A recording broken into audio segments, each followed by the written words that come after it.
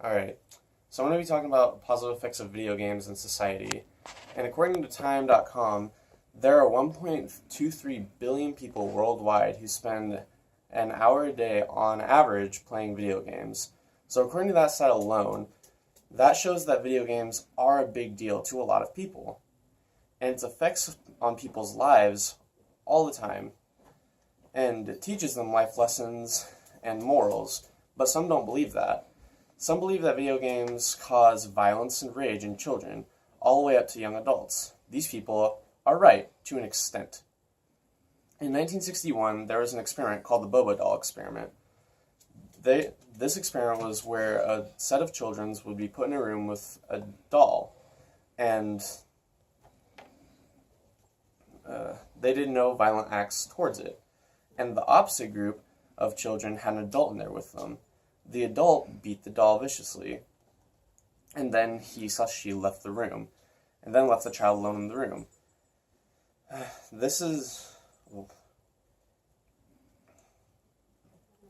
the doll... And then, okay, so they left the doll in the room with the child. The child proceeded to beat the doll, according to simplypsychology.com. This is the see and do effect. And that is why some people think that it causes violence in kids, because they see the violence on the game and then they act on it. But it is not the video game's fault. It is the parents' fault, because games have an age rating for a reason, and that is why it's there, because those kind of children are mentally not able to distinguish good from bad at those ages. And this is generalized. Some kids mature faster than others. But most of these statements are about how video games are bad for kids, and these are based off of kids from ages 3 to 10, and the way to stop that is just to obey the age restrictions.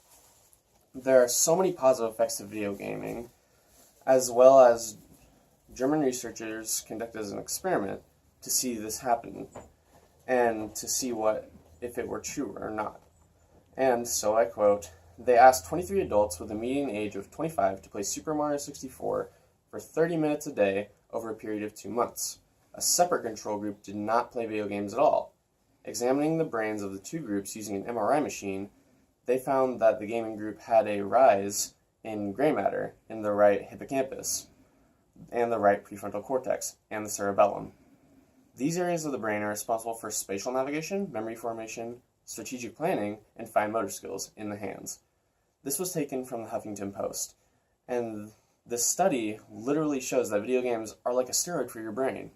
There are many effects like improved spatial attention, said by Green and Balver, found that action video gaming improved performance on the ability to locate quickly and target stimulus in a field of distractors, shown by psychologytoday.com.